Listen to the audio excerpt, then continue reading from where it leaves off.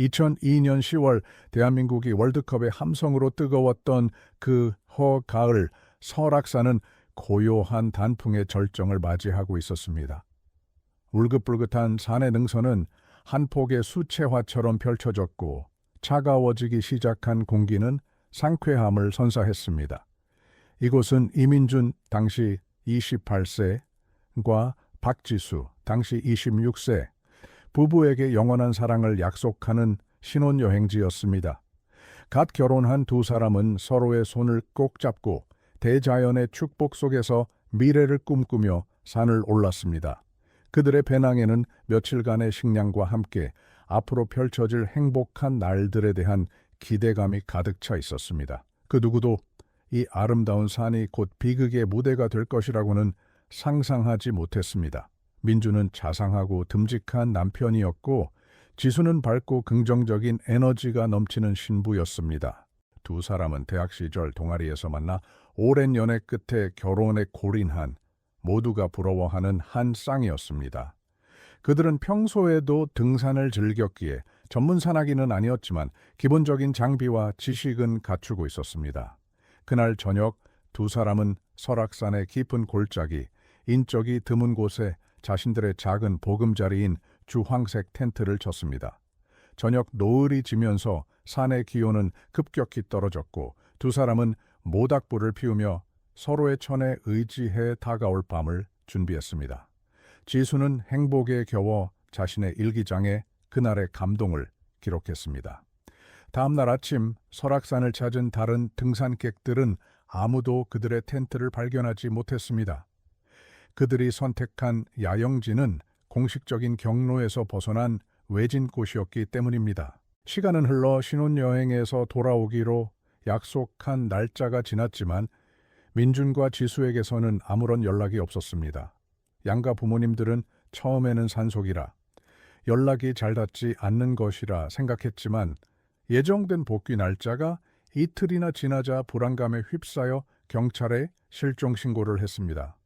2002년 11월 초 경찰과 산악구조대가 투입되어 설악산 일대에 대한 대대적인 수색 작업이 시작되었습니다. 하지만 그들의 흔적은 어디에서도 찾을 수 없었습니다.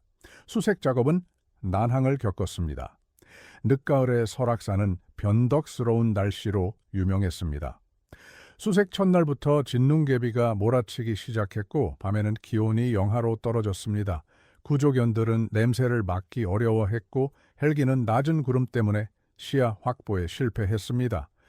경찰은 부부가 조난당했을 가능성에 무게를 두었지만 그들의 경험으로 볼 때 이해하기 힘든 부분이 많았습니다.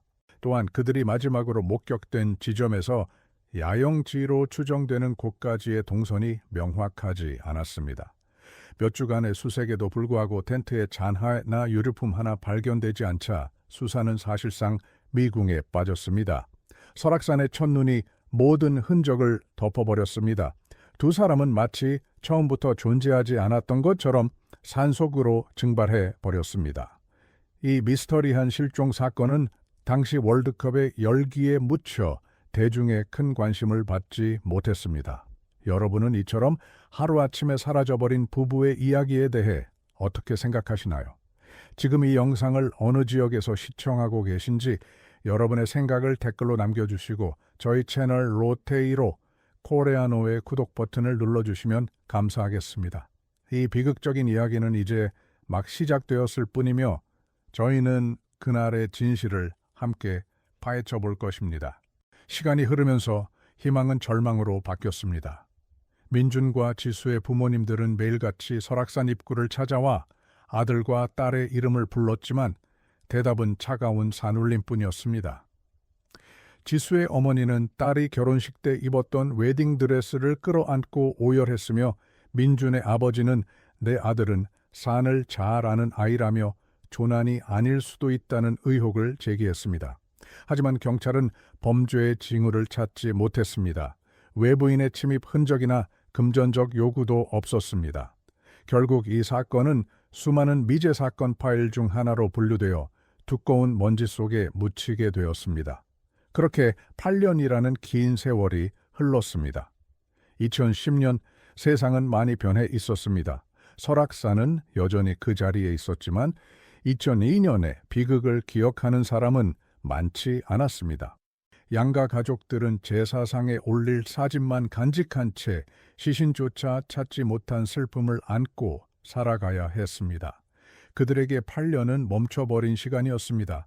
법적으로는 사망 처리가 되었지만 마음속으로는 혹시나 하는 신라 같은 희망을 버리지 못했습니다. 그 희망이 곧 끔찍한 진실의 서막이 될 것이라는 사실을 모른 채 그들은 고통스러운 기다림을 이어가고 있었습니다. 2010년 9월 늦여름의 초입, 사진작가이자 아마추어 등산가인 김현우, 당시 34세 씨는 새로운 풍경을 카메라에 담기 위해 설악산의 비법정 탐방로로 발걸음을 옮겼습니다. 인적이 드문 숲속을 헤매던 그는 우거진 숲풀 사이로 부자연스러운 주황색 물체를 발견했습니다. 처음에는 누군가 버리고 간 쓰레기라고 생각했지만 가까이 다가간 순간 그는 숨이 멎었습니다. 그것은 오랜 세월 비바람에 사가해지고 넝쿨에 뒤덮인 채 반쯤 무너져 내린 텐트였습니다. 8년 전 민준과 지수가 마지막 밤을 보냈던 바로 그 텐트였습니다. 김현우 씨는 조심스럽게 텐트에 찢어진 입구를 열었습니다. 안은 8년의 세월을 그대로 맞은 듯 처참했습니다. 낙엽과 흙이 뒤엉켜 있었고 곰팡이가 슬어 모든 것이 부패하고 있었습니다. 하지만 그 속에서도 몇 가지 물건들이 형태를 유지하고 있었습니다. 바닥에는 젖었다 마르기를 반복해 종이가 딱딱하게 굳어버린 작은 일기장 하나와 구형 디지털 카메라가 뒹굴고 있었습니다. 현우 씨는 불길한 예감에 휩싸였습니다. 이곳은 단순한 야영의 흔적이 아니었습니다. 그것은 8년 동안 멈춰버린 비극의 현장이었습니다. 그는 즉시 산을 내려와 경찰에 이 사실을 신고했습니다. 신고를 접수한 속초경찰서는 혼란에 빠졌습니다. 8년 전에 미제 사건 파일을 꺼내든 사람은 정년을 불과 1년 앞둔 최 형사, 당시 58세였습니다.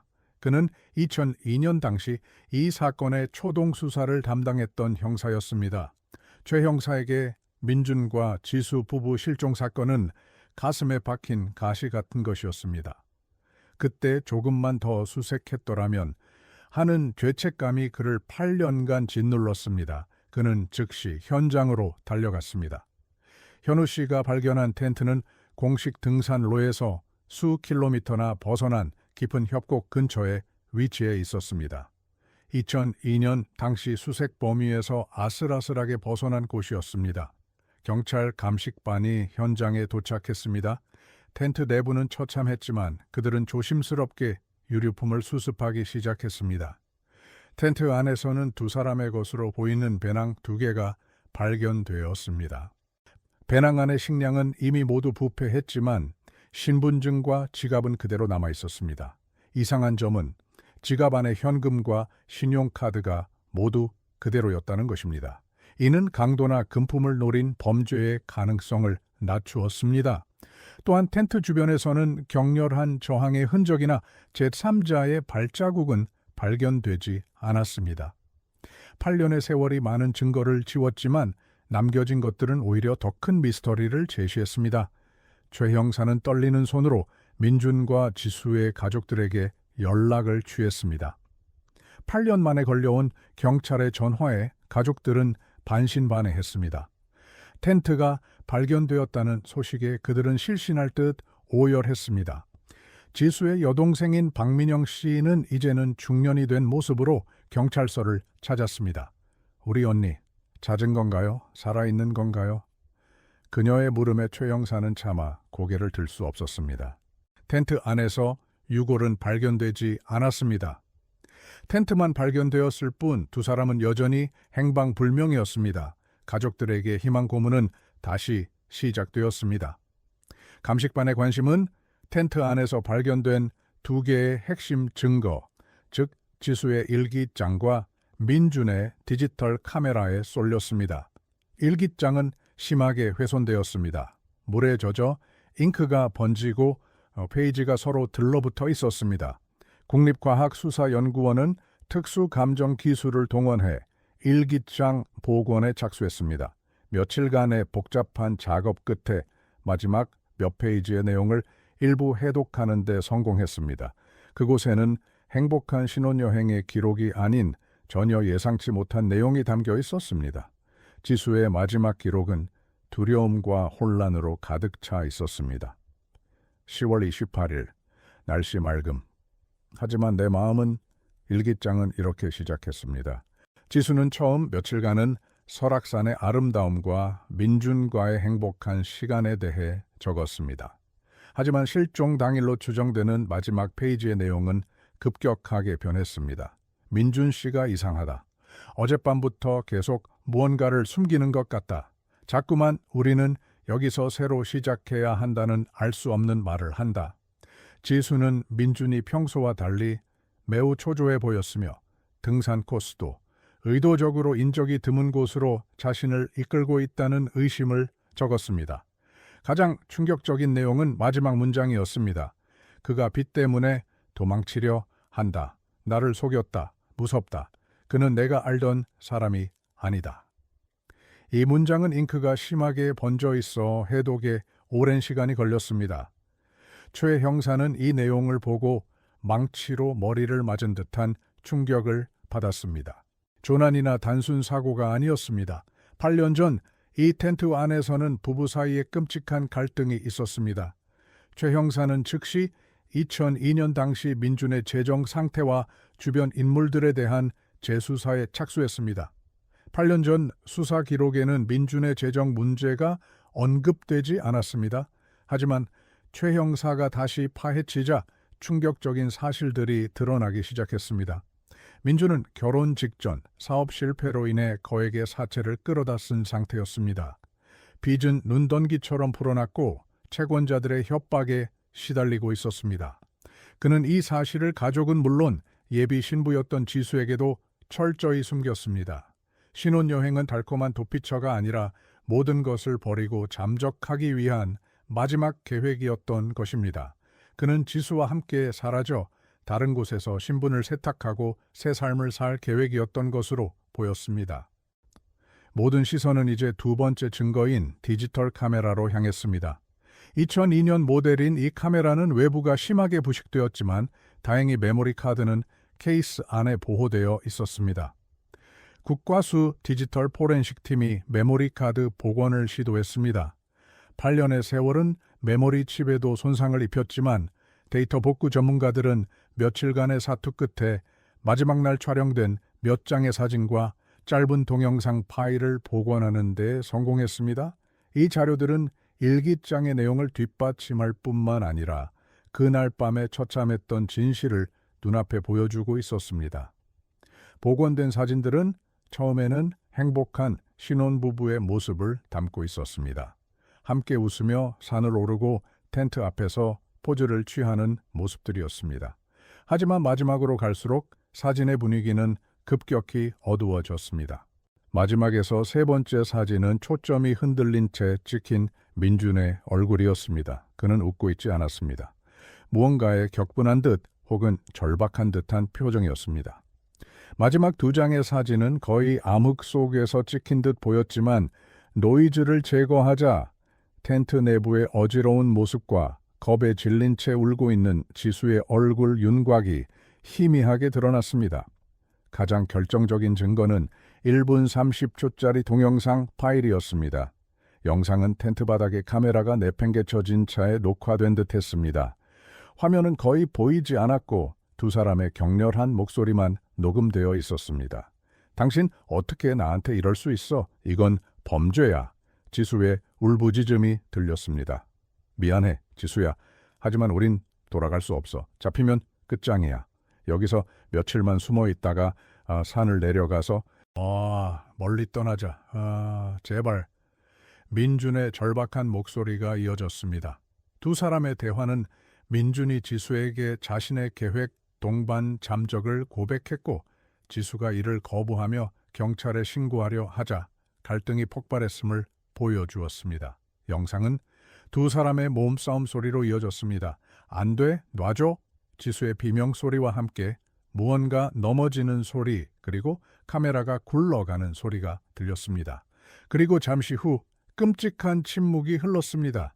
화면은 여전히 텐트의 천장을 비추고 있었습니다. 몇 초 뒤 지수야, 지수야, 왜 그래? 눈 좀 떠봐. 민준의 목소리가 절망적인 흐느낌으로 변했습니다.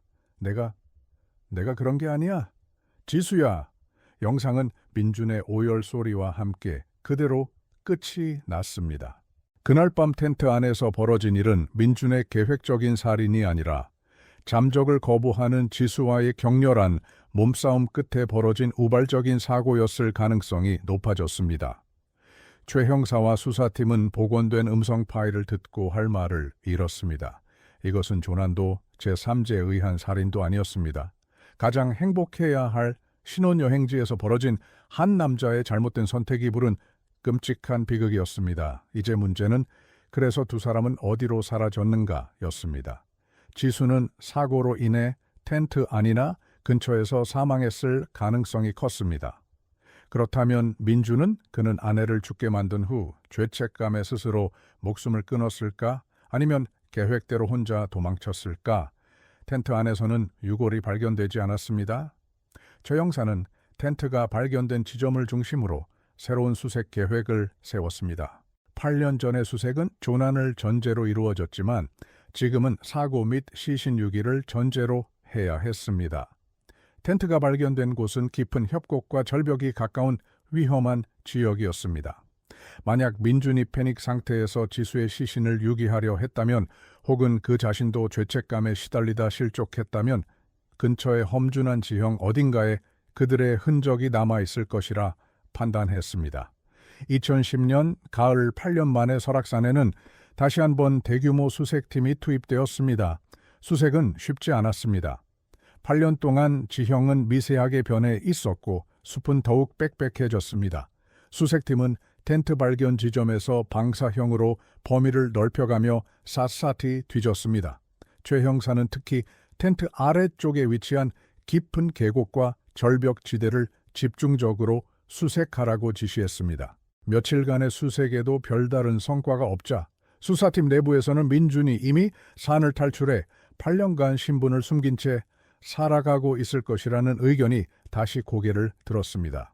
만약 그렇다면 이 사건은 살인사건으로 전환되어 전국에 수배령이 내려져야 했습니다.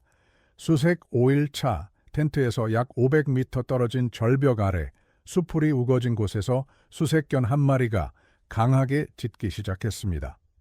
구조대원들이 수풀을 헤치자 썩은 나무 씹더미 속에서 오래된 등산화의 밑창 조각을 발견했습니다. 그것은 2002년 당시 민준이 신었던 것과 동일한 브랜드의 모델이었습니다. 수색팀은 흥분과 긴장 속에 그 일대를 집중적으로 파헤치기 시작했습니다. 그곳은 경사가 매우 가파르고 바위가 많아 한번 발을 헛디디면 수십 미터 아래로 굴러떨어질 수 있는 위험한 장소였습니다.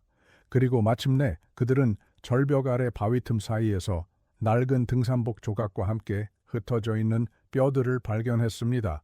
오랜 세월 비바람에 씻겨 하얗게 변한 유골이었습니다.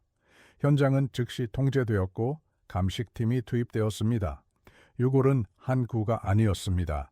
좁은 바위 틈과 그 아래 흙 속에서 두 구의 유골이 뒤엉킨 차에 발견되었습니다.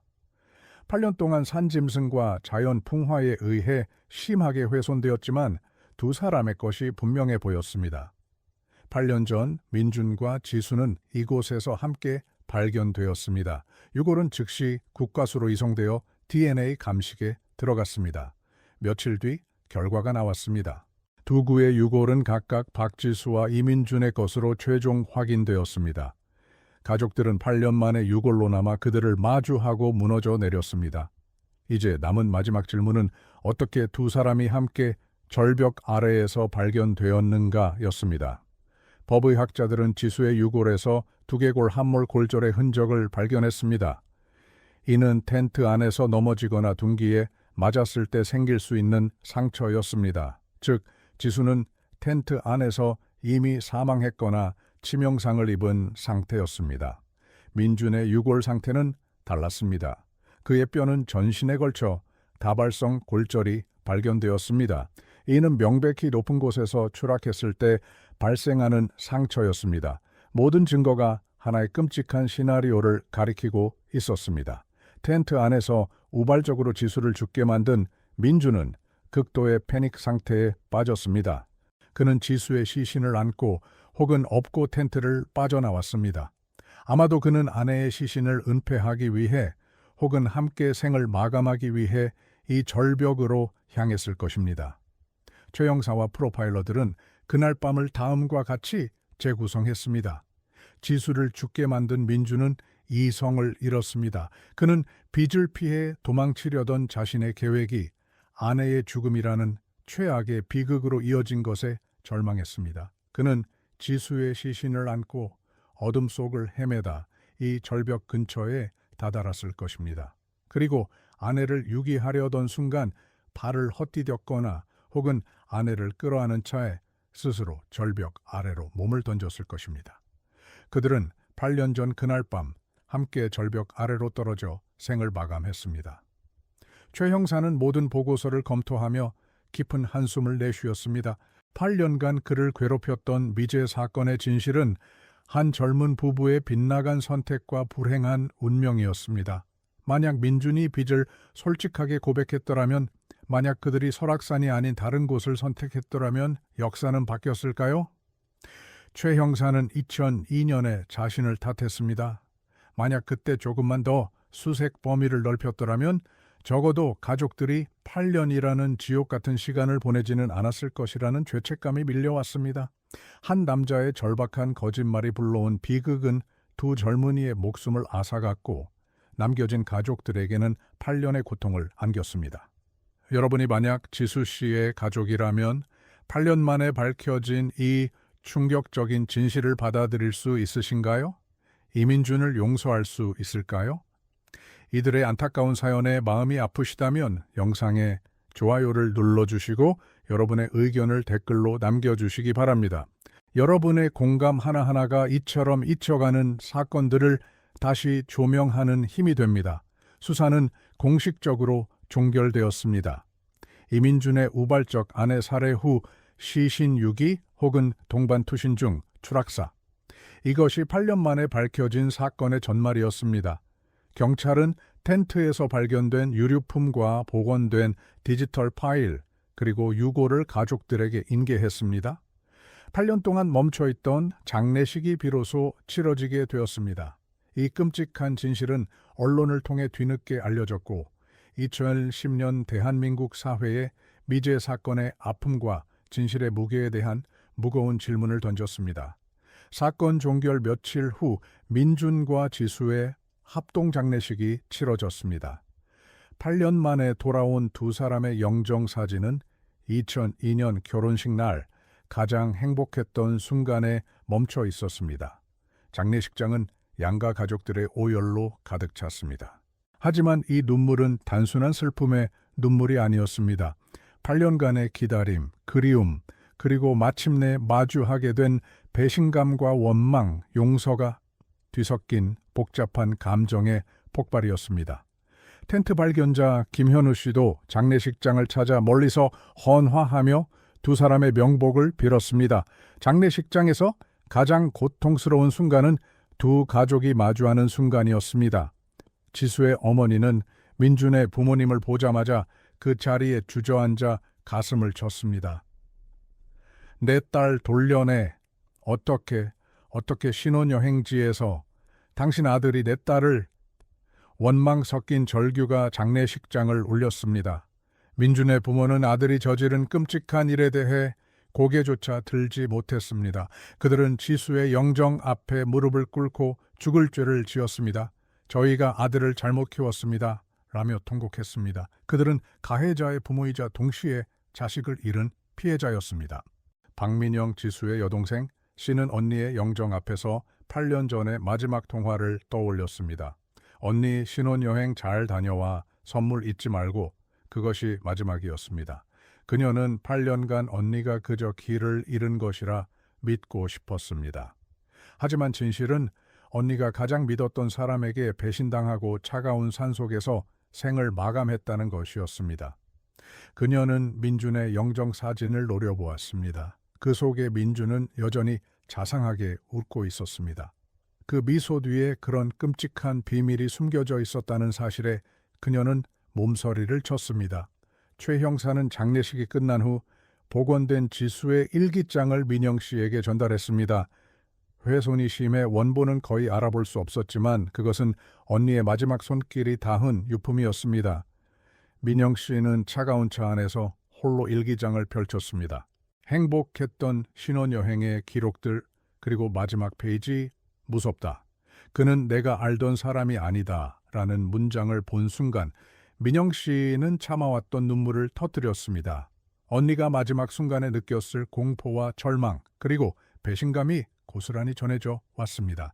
최 형사는 장례식장을 뒤로 하고 경찰서로 돌아왔습니다.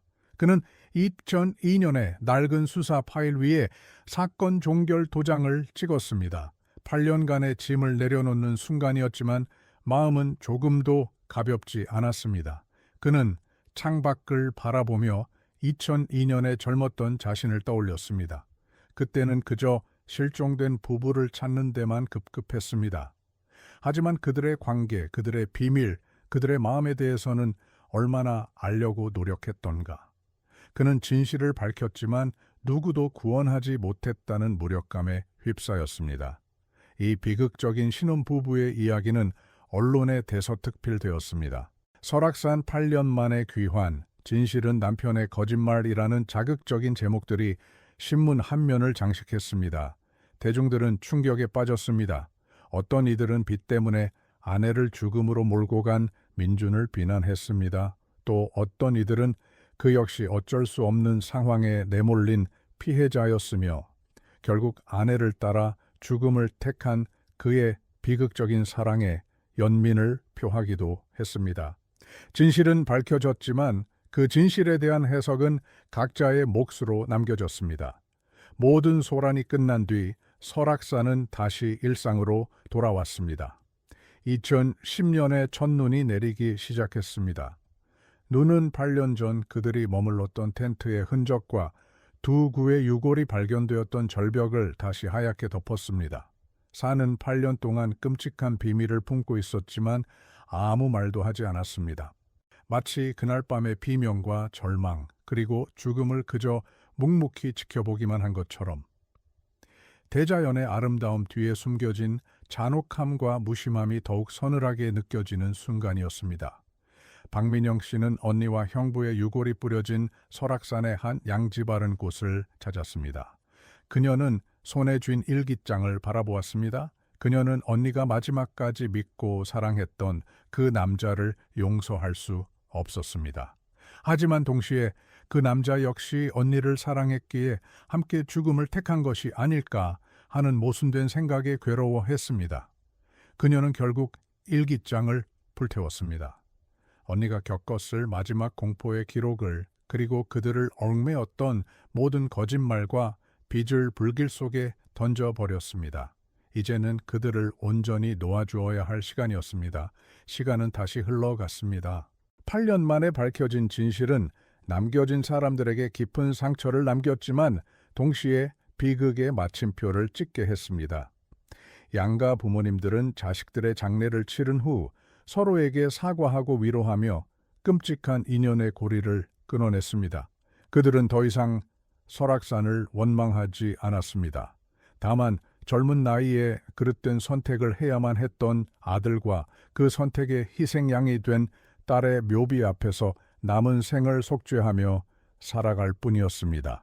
8년의 기다림은 끝났지만 그들의 슬픔은 끝나지 않았습니다. 텐트를 처음 발견했던 김현우 씨는 그해 가을 설악산에서 찍었던 사진들로 작은 전시회를 열었습니다. 하지만 그가 발견했던 주황색 텐트의 사진은 그 어디에도 없었습니다.